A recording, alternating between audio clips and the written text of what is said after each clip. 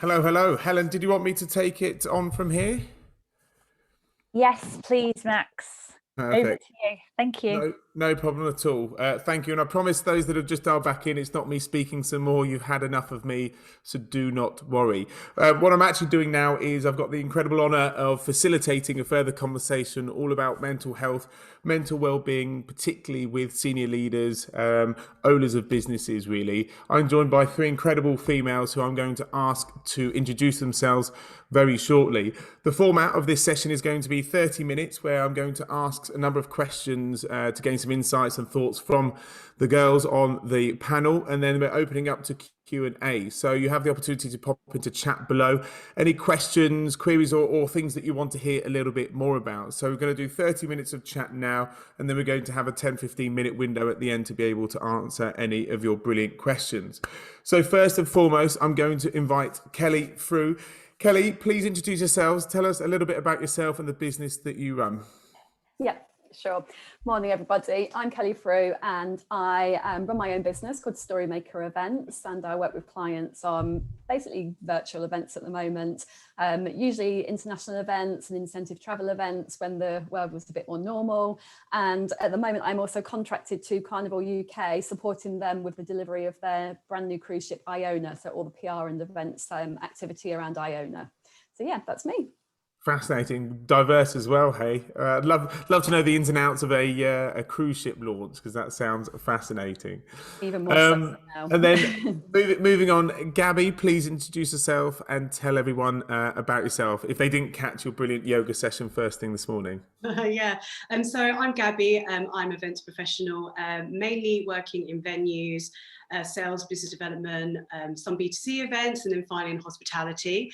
Was made redundant last year, and I'd always worked in the diversity and inclusion space, and actually that's kind of how I came into events. I was supporting a charity and I volunteered, and I kind of got wrapped up in events assisting and then realised I loved it, so pursued that as a career. So this year I launched Diversity Ally, which is a consultancy and education and events organisation helping the events industry become more diverse and inclusive in their people, culture and image. And then obviously, as you know, I also teach yoga and meditation, which stems back from a background as a professional dancer that I had. Amazing, brilliant. And yeah, massive champion of Diversity Ally. The guy's doing some incredible stuff there as well. And then last but no means least, Helen, please introduce yourselves and tell the brilliant audience a little bit about yourself. Well, hi, good morning, everyone. I'm Helen Harlow and I run Benchmark Collective. And we're in the events industry as leading sales trainers and experts, and particularly helping exhibition organisers with their rebooking projects. So as you can imagine, it's been a really diverse, shall I say, and tricky year for us, not being face-to-face and doing what we do best at face-to-face. So we're absolutely delighted about the imminent return to live. And I'm also a fitness instructor for EventWell. And like Gabby, I was a performer before this. I was a former professional dancer, touring the world on cruise ships, working for Disney Cruise Line, and then ending my career in the West End in London. So amazing. Yeah. I feel I should have really caveated the introduce yourself and tell us one thing that we wouldn't know about you. So I think that's brilliant that you've had it in there. And just to add to that then, I used to be a Les Mills fitness instructor and used to be the only, and still am the only qualified aerobics instructor down in the southeast. Retro throwback for you there, but there you go. Yeah, brilliant. So I want to start things off because we're slightly limited on time. I'm going to start with Kelly. Kelly, I want to ask you, and I'll ask all three of you really the same question. I wanted to start with understanding, I suppose, over the last 12 months or even, I suppose, the last 2 or 3 years, really, what's the one point that you have, I suppose, felt or been at your most vulnerable? Is there a certain thing that's happened in your career that's really made you consider or understand where mental health has been so important for you? Yeah, sure, absolutely. So if we think back to probably similar to most people that are listening, if we think back to sort of March last year, I was contracted to Carnival and we were planning the Iona launch. She was coming in May. I had a team. So I had a team of 4 events professionals supporting too. And then obviously we all heard what happened with cruise ships very quickly. So we felt the impact of COVID straight away, our ship stopped sailing in March, and suddenly my events team were no longer needed because cruising completely stopped. We were not going to be launching Iona. So my team were all made redundant within the first wave of redundancies for the events professionals, really, that I think we saw through the last summer. The whole team were made redundant, and I was put on a sabbatical. I was really fortunate. I was put on a sabbatical, and I was kept involved in the business. However, suddenly going from being a really busy leader that's been leading a team and to going to absolutely a lockdown and not being able to do anything, and seeing 4 of my team that we developed and coached and got to a really good place suddenly lose their jobs and not know which way to turn, it absolutely took its toll. We did not know what to do with myself, and just stopping. And obviously there was time to reflect, but actually, first of all, it was just shock and terror. Actually, it was actually terror if I think back, and like, what is going to happen? It was travel, so I was working in travel, and nobody was traveling anywhere, and I was in events, so the impact of both of those industries was huge, and it just made me question everything. And off the back of that, then, what was your immediate reaction, or what was the first thing, I suppose, that you did off the back of that kind of terror emotion? Because I think everyone can empathise with that quite a bit at the moment. Yeah, so obviously there was time, wasn't there? I think there was the fortunate thing, or the unfortunate thing, whichever way you want to look at it. We had time last summer. The beautiful thing was, it was a really hot summer, wasn't it? If we think back to sort of April and May, when all of this was happening and there was lockdowns going on the first time round, it was a beautiful summer. So I took time to reflect. I am a yoga instructor as well. So I did some more yoga instructing, and I went online and just immersed myself completely in my fitness background, and just focused on that, and just thought about what I needed as a person. I was still supporting my 4 team members that were trying to look for new work, but I did really have to think about myself and just take a step back. And I left events for a while, in terms of, in my mind, I left it and focused on my well-being. Did you feel selfish? Oh, absolutely. Yeah, 100%. Yeah. And, I can talk about the fortunate side of it. My bills were still being paid. I was okay. So I could take that time away from the business and just focus on me. So absolutely felt selfish. Yeah, which I suppose is that responsibility factor that we have as leaders, for sure. And Gabby, how about yourself? What would you say is your kind of moment of the pinch point, or perhaps a moment where you've been most vulnerable, or felt that kind of mental piece has reached its almost the climax over the past 12 months or the last few years for you? Yeah, I mean, in the spirit of sharing, kind of inspired by your talk earlier, Max, I've always been really mindful of my mental health and looking after my mental health. It runs in my family. My mother and father both died from addictions, and my grandmother had schizophrenia. So I have always been conscious of really taking care of myself. And if that has been with regards to talking to someone, getting professional help, seeking counselling, I've always gone and done that.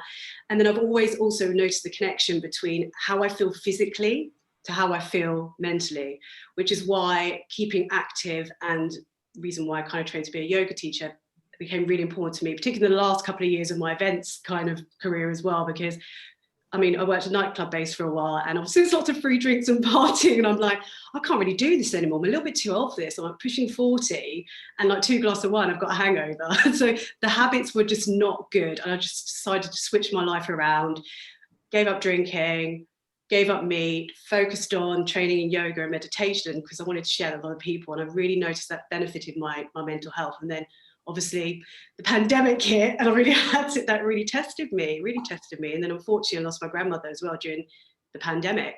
I think the loss of certainty, and I'm very much a control freak. I'm very, very much need to be in control of my day-to-day, my life, my future, my progress. And that felt snatched away. And I think losing that control element was my biggest struggle, for sure.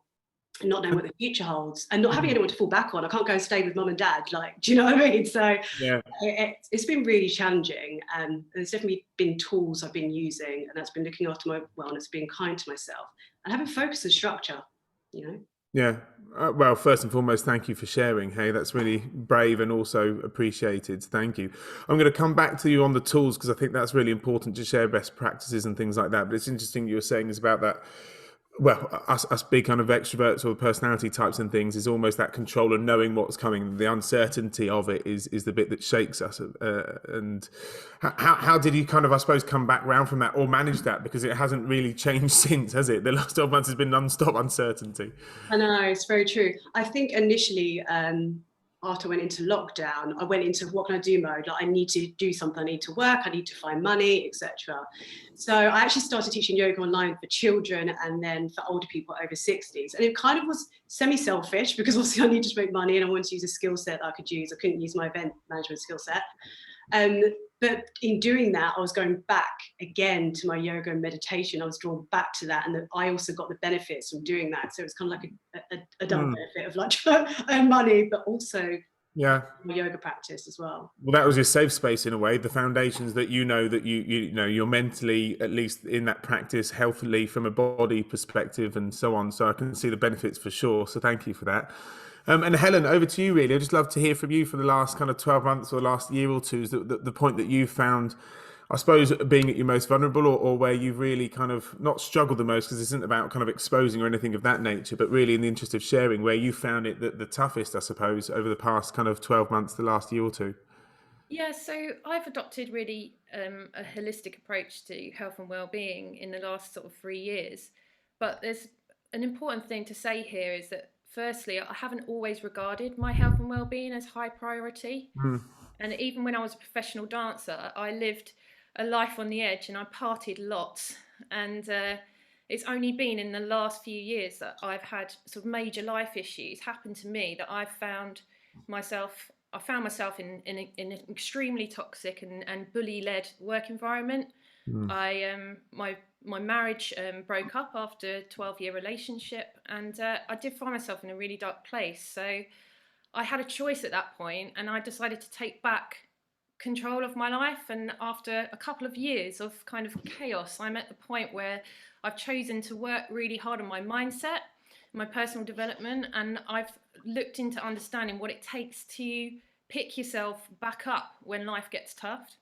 And so I've chosen to focus on the positives. And I think it's really important. I'm really emphasizing the word I've chosen, because we all have a choice and we all have, we all have to invest in ourselves. Like we say, I think it's been said on your talk with Helen earlier, if you invest in yourself and your personal development, as a result, the people around you are going to benefit too. So when we were hit with COVID, by that point, I was mentally in a stronger place. And I'd started a new business, the fresh business with Benchmark Collective, and I was surrounded by 3 like-minded, really strong, inspirational women in the company who I'm fortunate enough to get creative with every single day. And I've worked to really strengthen my mindset and address my nutrition and exercise. So having that stronger mindset is definitely, when COVID hit, has definitely helped me with my journey of well-being. And I love that word choice that you use and repeat a few times, because I think it needs repeating, because it's absolutely a choice. Was there a particular moment, and again, thank you for sharing, it's really appreciated, but is there a particular moment that you recall that was the turning point that you thought, actually, you know what, this is ridiculous, I need to think about my mental health? Or was it a case of actually just compound effect like we talked about earlier, is that actually it built to a point where maybe that's the kind of the answer that will stop necessarily you beating yourself up or feeling bad or stressing about certain things? Look, there's a compound effect that happens when anyone has, things going on in their life, and they have a point where they hit an all-time low. And I think you have to hit that all-time low point to be able to come back through, and however that shows itself is however it shows itself. And I think for me, it was a dark place. It was a day that I can remember very clearly. And I think from that point onwards, I definitely felt, hey, this has to stop, and I have to choose to start my life again and live it again. And I've been given an opportunity, rather than feeling that sense of pity all the time. It was seeing it as a new opportunity. Yeah, brilliant. And how has that had in terms of a positive impact on your professional career? Again, as an entrepreneur, as a business leader and things, what in turn is that impact of you taking then the proactive, making that choice to take your mental health kind of more seriously? have you felt that that's actually helped you become a better business professional, more successful in things? What have you found? Definitely. Yeah, 100%. Like my confidence in my own ability, my self-belief, like I don't have limiting self-beliefs as much as I used to. And when I do, I know now how to strike those out. And I know I've got the tools there and I've got the techniques to overcome that. And I think what's been really great as well is I work with, like I said, 3 really like-minded women, and we're all into helping each other and offering information to each other. And have you seen this article? Have you read this book? Have you listened to this podcast? I think it's so important to share that information amongst your peers, colleagues, friends, everyone. And so, yeah, I'm in a much better, confident place in terms of my business and in terms of business goals and achieving them as well. And like having that sense of knowing that you can be as successful as you want to be. We talked about buddy system earlier. You've almost got a trio system going on where you have a number of like-minded, similar position to be able to share in things, and I'd imagine that's an incredible place to be. So thank you. I just urge everyone to please. We've had a couple of questions through, but some incredible sharing already here and some really insightful comments made. Please, if you have any questions for Kelly, Helen, or Gabby, please pop them in the comments below. I'm going to open a question up to all 3 of you, so please, answer away. The question is around, I suppose, what are the most common barriers do we feel then? We mentioned about this moment in time, I think we've all had a point, and I think COVID obviously accelerated that. COVID itself is that point of, right, shit, things are going on.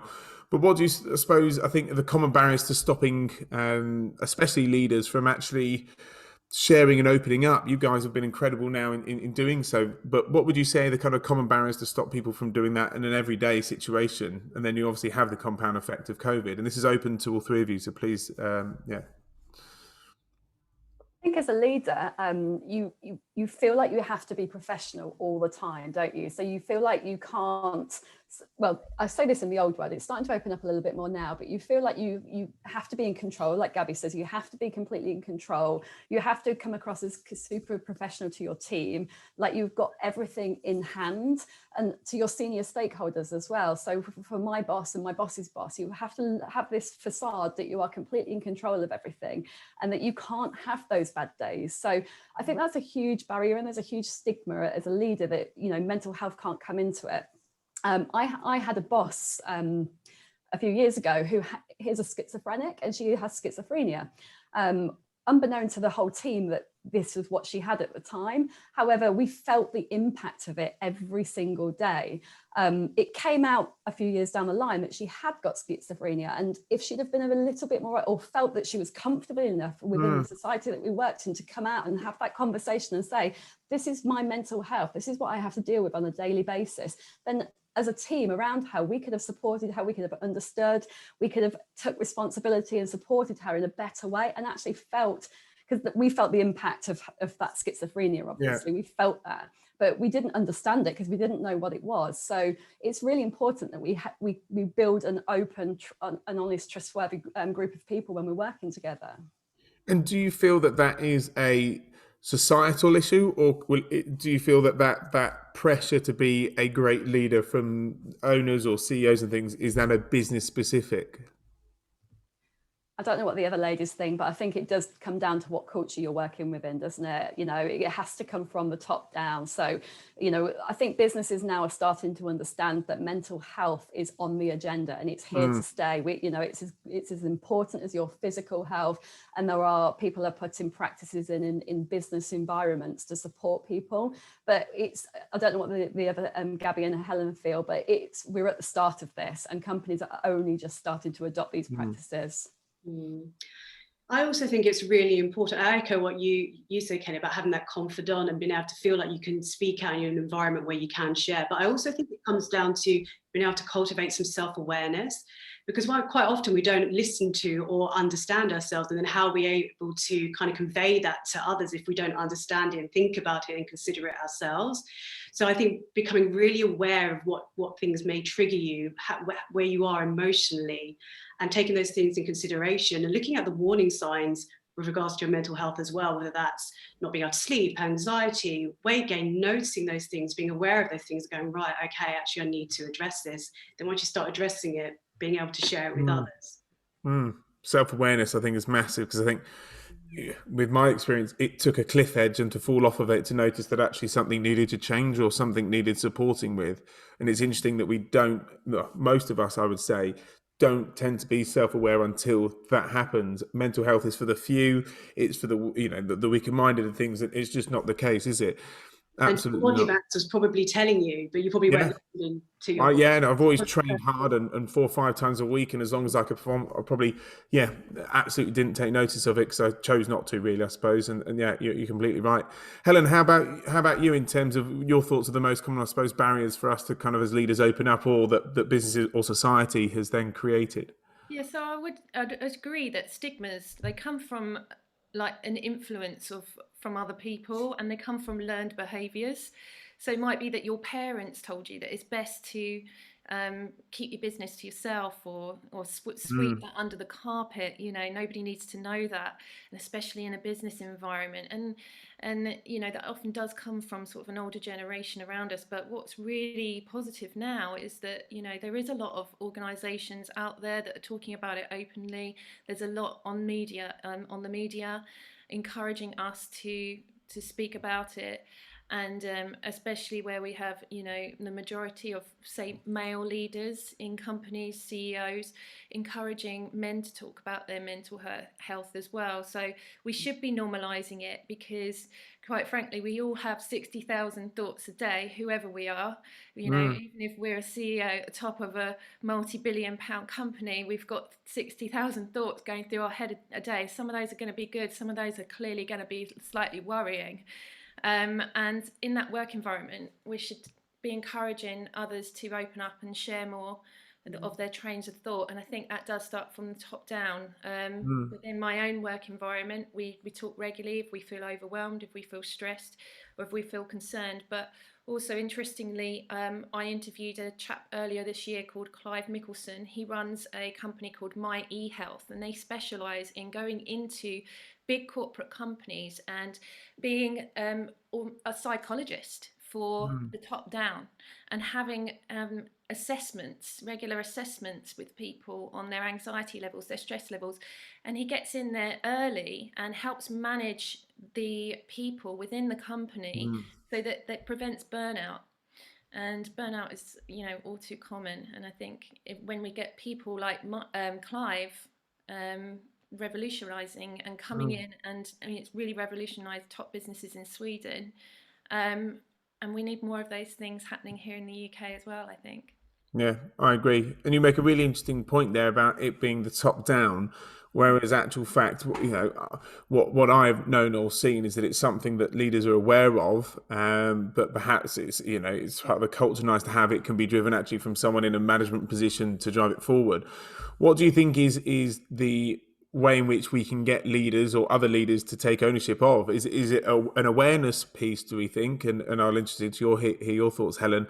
Is it awareness piece to convince almost leaders to take action for themselves? Is it, how can we drive this movement, I suppose, forward and make sure that leaders and owners are taking responsibility and actioning some of this? It is tricky, because there are just some leaders out there still in these top organisations that just will not open up themselves, and they see it as a sign of weakness.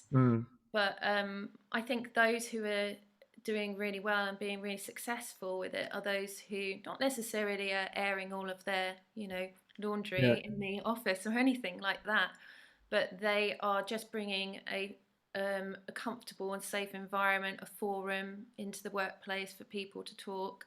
There's a really great book actually called Get Over Your Damn Self and it's by Romy Newston, and I read that, and that changed my perspective on being more open in the workplace. So if people at the top can start doing their personal development in that area, then they can impact really strongly on the rest of their organisation, and they'll probably find that they've got much more productivity and positivity within their team.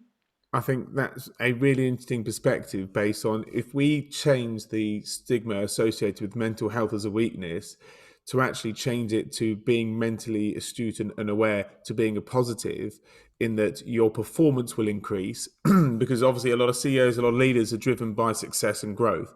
If you can get the advantage or grow your agency or your business or brand 10% more based on your mental well-being, or you being more aware of yourself from a stress perspective, I think that could have a massive impact. If we just changed it from a weakness to actually an opportunity to get an advantage, a strategic advantage by being more self-aware, then that could be absolutely huge. So I completely agree with you there. Gabby, you mentioned there having a number of tools and things. So, the onus is on that professional because they're at the top, let's say. So no one's going to tell them that they should seek some support, other than governing bodies and other people in the industry. Should they, or once they do have that mindset, right, okay, well, I could potentially get a competitive advantage then, or I've come to the point where mental health is something I'm aware I should probably, look at myself or take part in.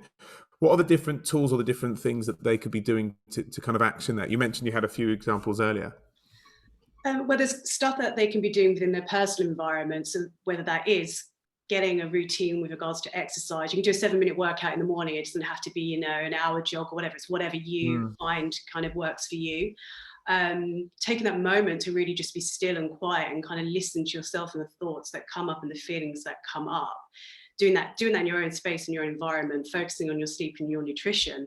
And then with regards to in the work environment, it is definitely about cultivating that culture and that awareness piece. And if you need to bring somebody else in to support you to do that, whether that's somebody within an HR team or whoever is within the work environment that could support you in bringing that culture in, would be really useful. It doesn't necessarily have to come down to you. It's fine to ask others for help. You may have more knowledge, experience, or are more comfortable in this area. And I'm always all up for gamification. So when I've heard of organizations that have been like, right, so we've been doing these kind of little competitions where we're walking, the 3 peaks virtually or whatever, and you're kind of bringing in those elements where wellness and talking about mental health doesn't have to be wet or vulnerable, which sometimes people feel like, oh, it just feels like I'm being weak. It can be turned into this is a positive, fun activity that also benefits how we feel. So those are my 2 kind of tips. And Kelly, would you have anything else to, I suppose, to add to that, to find that balance and ways in which we can kind of encourage, activities or mental health awareness into the business driven by, the leader themselves? And it's tricky, isn't it? Because all of the things that we've mentioned are brilliant, and a leader would probably bring those in as a team activity. That would be great for the team, but they just keep missing themselves out, or they just keep thinking about the team and not themselves. Have you got any kind of thoughts, I suppose, Kelly, on how that can adjust or that balance can be restored, or at least a bit better? Yeah, I was just thinking and reflecting a little bit then, because I am actually building my team back up. I'm now allowed to re-recruit my team. And the way that I'd like to do it differently for the team that join me for the next 5 months or so is when they come on board is make it really clear that within their objectives and their personal development, we want to focus on mental health as well. And that's a conversation that needs to be led from the leader. So me as a senior leader, I need to be an advocate to turn around to them in an open forum, set it up in an open forum, but then have personal conversations around, what do we need to do as a team to look after our mental health? What are we all going through right now collectively? Well, how, and adopt and breed that conversation so it is open and support them. I really think we talk about it has to come from the top, and we are all leaders here in our own right. And I think we can adopt the right ways of working to have that open culture and if you start to build it within your team, then hopefully then it will just spread out. And if you have to think about yourself first, you've got to get your own mental health right first. You've got to create that routine, which Gabby's talked about. You've got to eat correctly. You've got to get your sleep.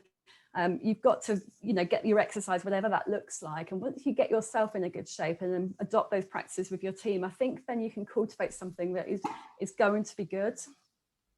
I think that's a brilliant point. The culture piece is that, so it doesn't have to be as blatant as an act of I'm taking myself off for a day of mental health, actually instilling that and growing that culture out. I think, and it almost kind of breeds out, and I think that's a brilliant point. We've had a couple of questions now, so I urge everyone for the last 10-15 minutes, please do pop any questions that you do have into the chat box below, and I'll make sure that we get through them. There's a brilliant one that comes up first, and that's the fact that we as women, I'm going to be part of this, that's absolutely fine. We as female leaders, myself included in the female leaders, in terms of the ways of, of managing a business and things like that, there's, we talk about glass ceilings historically and still, and this need to have this persona as tough and able to compete with men at board level and things like that, which is nonsense. It shouldn't be the case, and we know that, and it needs to get better. But do you feel that there is then an element of needing to have more pressure, I suppose, to keep or appear to have your shit together as females in the industry versus men? And that's open to any one of you. Everyone's having a think now. Kelly, whilst we're on you, Kelly, you can have a go at that one first. So do I think it's for women? I think women will have more of an open conversation. So I think I'm going to do the girl power thing here, and I'm all for it. We can do this. Yeah, this is absolutely fine. We can as women. Actually, I can see Jack in the audience too, so he'll be sat there saying, "Well, there's some blokes here too." But if we think about women, we are a little bit more open, aren't we? So we're in a really good position to get these conversations going. Do I think that we have to put on that persona a little bit more? Actually, no, I don't. I think it's probably harder for men. I think it's hard. The men have got the persona of holding it together and having their shit together. I think it's more like led by the men, that men at the top feel that they have to do that. Women do as well, but I think with women, we are a little bit more open, and hopefully within the women in the audience and within the events industry, we can start to have those conversations a bit more openly and just talk about it. Look at Helen. Helen is a great advocate for this. She will talk about her story, and she will share, and only if we start sharing and being a little bit more open is that more people will do the same. Yeah, agreed. Gabby or Helen, do you have anything you wanted to add to that? Yeah, I would just say that without wanting to sound like I'm making sweeping statements at all, just from talking to guys that I know, like professional guys in business that I know, they're more open to talking about mindset and mental health if it's from more of a scientific angle, and with women, they're more open to the spiritual angle. And that just is actually a fact. I guess if there was a study, and I'm sure there has been, that I would probably be backed up by what I've just said, by the study results. But that's just how I found on a personal level from people that I know. So when I talk about mental health, or if I'm talking about something openly online, I try to come at it with a mix of the two, just so that I can talk to a wider audience, really. And that's kind of how I approach it with different people. Well, you see everyone nodding there, so I think that's a really a valid point there. And I'll be the male contingency. I agree, and that's why I think I said at the beginning, if we change the association to performance and statistic based and things like that, men will see it as a competitive advantage to be better equipped with knowing how their mental health is going. And it's the age old point that yes, you're a man and doesn't talk as much as women in things, and it needs to change for sure.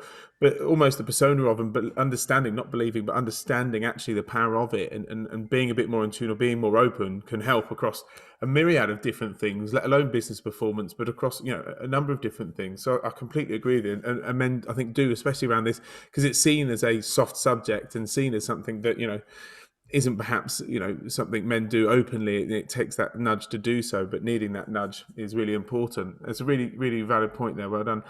And so another question we have here, and again, this is a really valid one. So Gabby, I'm going to come to you first with this, just so you're ready for this. Yeah. And that is the fact that whilst everyone's going through the mill, or has been for the past 12 months, we're now having some optimism. We can see some sort of light the other side. Now businesses are in a kind of almost second or third phase of management now, where we're trying to restructure the business or driving sales growth or pipeline building to try and secure our futures and things. Mental health, and this has been heard, and I've witnessed this a few times, it's just not a priority right now. We've got bigger shit going on, part of my language. How can we help drag the conversation to the forefront and understand that actually it is important, and even more so whilst we're perhaps building back up a team or looking to become all busy? That's a really tough question. You're welcome. That's why I gave you a heads up. I always get thrown curveballs. That's a really tough question, because this is such a challenging time. At the end of the day, people want to be able to put food on their table, pay their mortgage. But I do think there needs to be an understanding that if we are not considering our mental health, then actually, as we're fighting to come back, we could really experience that burnout, as Helen mentioned earlier. So we do really have to focus on this. But I think the access to more case studies or experiences around this will also be really useful. I mean, there's a really good article, or just some news. It was the founder of Monzo, can't remember his name, Tom, who came out and basically said, I had to step down as CEO because, you know, I was suffering with my mental health and anxiety during this pandemic. And stories like that out in the public domain can reach people in a different way than maybe the subgroups where only people that are interested in talking about wellness and mental health hear how they can access it, and it's not going out to the mainstream. So I think it's about hearing it more in the mainstream as well. I know that kind of doesn't answer your question, but I mean, you can't, you know, what's the saying? You can't bring the horse to the something or other. You can bring a horse to water, but you can't force it to drink. Yeah, exactly. So as much as we can keep talking about it, if the focus is elsewhere, it is going to be challenging. But I think using those public examples, stories and case studies will be really useful, and the scientific approach and productivity approach, as well as everybody else has mentioned, using those examples. You accidentally answered another question, so I'm going to jump onto that, and then Helen and Kelly, I'm going to come back to you two for an answer on how can we kind of make it a priority as we come back. But you mentioned there about the case study and getting more kind of testimonials. There's a question of how do we normalize the fact that it's okay to talk, and you mentioning the case study with Mr. Monzo, whatever his chops was and things, is the first time that, you know, you can see that. And I recall the first time, I think it was in rugby, that someone came out as gay, and it was shock horror. It made front page news. You know, almost who gives a shit now? And it shouldn't be an issue. It just shouldn't. And, you know, we know sometimes it is. And it's in a similar vein that this is something that he stepped down because it's a tough job. Well, of course it is. It's a global business that's smashing it, and the amount of pressure that must lead to. But having that, I suppose, awareness to then say, actually, you know what, guys, I'm about to hit that cliff edge like we talked about earlier. And in doing so, you know, he has the luxury, no doubt, of finances, but he's stepping down to preserve his health, or at least build himself back or structure it in a way. So I think a really, really good point there in testimonials. So I suppose off the back of that, we need to get more people in the industry talking, right? And then sharing perhaps some of those from leaders. Yeah. Exactly. Right, Helen, write that one down as well. That's another one. I know. A group of testimonials from leaders in the industry talking about their mental health. Bang. That one, and the platform where buddy up system could be done. That's two. Right. Get that one written down. Exactly. So Kelly, I'm going to come back to the question just before about how we can help prioritise the way in which whilst we're building back, is that we bring mental health to the forefront, I suppose, and it's not a forgotten back thought, because money is more important and building a business is more important. Yeah, and I think any good business leader knows that if your staff and your team are not, well-being is not in a good place, then we're not going to drive sales. We're not going to progress as a business. And, you know, people buy from people, and you need good, healthy, fit and healthy and confident people to find those sales for you. So I think a really good business, and a good example of what's happening at Carnival at the moment, because we have a lot of people that are coming back off furlough, or now they're starting to re-recruit again because and a lot because of hopefully cruising will come back, is that they are thinking about that well-being plan for people coming back in. So there are welcome home packs being built, and there are sessions like this where they are, as a part of their onboarding sessions, where they are getting people together and talking about it. We have a session called Taking Stock, and that is part of that re-onboarding people back into the business and just taking stock, looking back over what people have been through in the last year and sharing with colleagues and being really open. And actually when I went on my Taking Stock, when I came back into the business a few months ago, it was like, get away from your Zoom calls. Let's all get on a call and go out for a walk. Put your headphones in, and we'll do this as you're walking, and we're going out. And my boss has also incorporated that into one-to-ones now. So he's like, let's not do it on Zoom. You go out for a walk and I'll call you, and we'll chat as we're walking around. So it's about just thinking about your people and knowing that if you are going to be a successful business, it's getting them into a real good shape. We are still working remotely. but it is finding those touch points for people throughout their journey.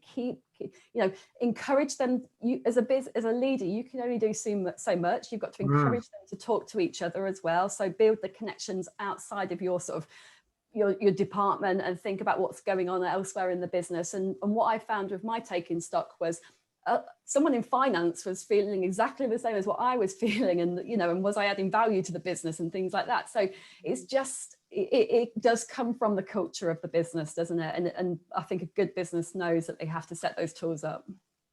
I think that onboarding piece is if you've been on a sabbatical for a period of time, which everyone has in a way. They've gone through a huge amount, and actually coming back to the business, whether that's physically back into the office in time, 2-3 days a week, whatever that might look like, but having a almost like a personal development plan of sorts, but integrating an onboarding process back to that.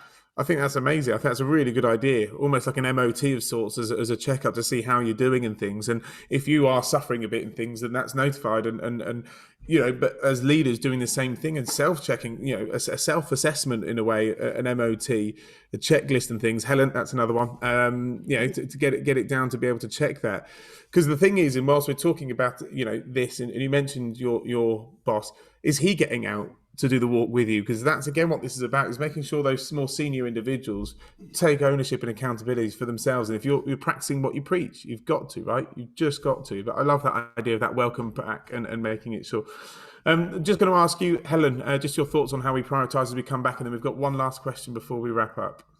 Well, I think everybody should be capitalising right now on the fact that people are more open to talk about their mental health through this whole pandemic.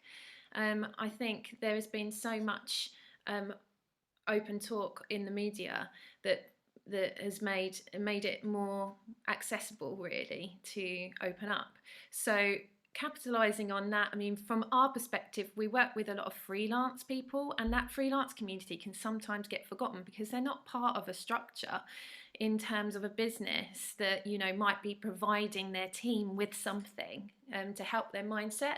So for us, we've stayed in touch with our freelance community really quite closely throughout, and made sure that they're just okay, really, because I think most of them have been in the excluded pile, and it's been really mentally tough for them finding new jobs that they don't really feel passionate about, don't want to be doing, and just giving them that motivation to keep going, because there is an end in sight and they will get back to doing what they're passionate about soon. And so we've spent a lot of time doing that as a company, and we've started doing things like, we've got a 10-day mindset challenge coming up, which we started really just discussing it amongst us and saying, right, what have we learned? We've all gone through really big shifts and big mindset journeys. What have we learned? What's the information we can gather together? And who can we share it with? And we thought about just sharing it with our close freelance network. Yeah, nice. We thought, you know what? Why are we doing that?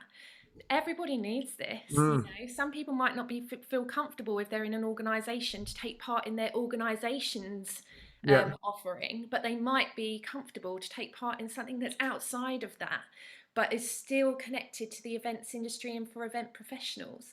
And so we've started that, and we've done that. That's been an initiative that we've done recently.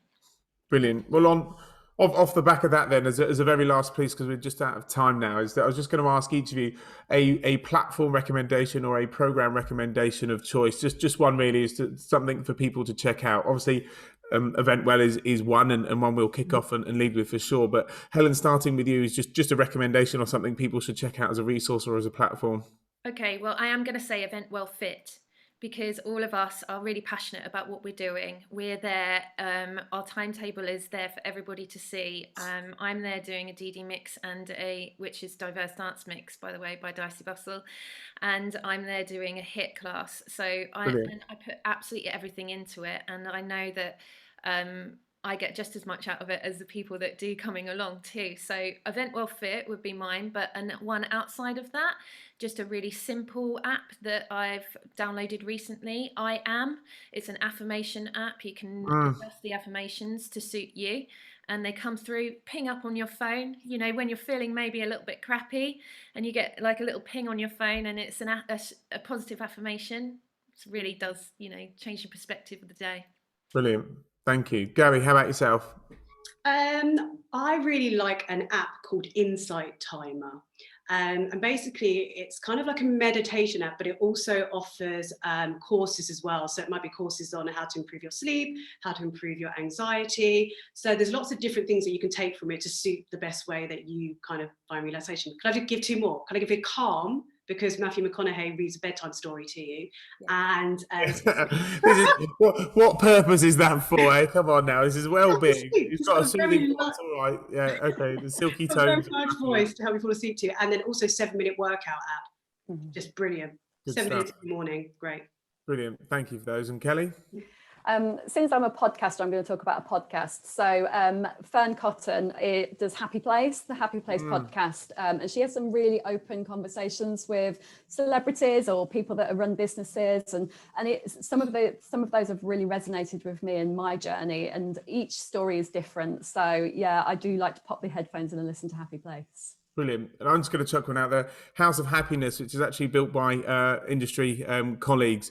And it's a case of a kind of 3D environment where you're actually able to take the team and each of you can go into different rooms of mindfulness and things. It's almost like a mini spa, if you'd imagine that. But it's called House of Happiness. So it's worth it checking out because it's one you can do as a team and not exclude yourself as a leader. You have to get involved and do it. And I think just following off of the back of that. So I know that we've overrun by a minute or two, but needless to say, it's been incredibly valuable. So I want to first say thank you so much for sharing and thank you so much for being so open. It makes the conversation just so much more valid and so much more authentic. So thank you very much for doing that.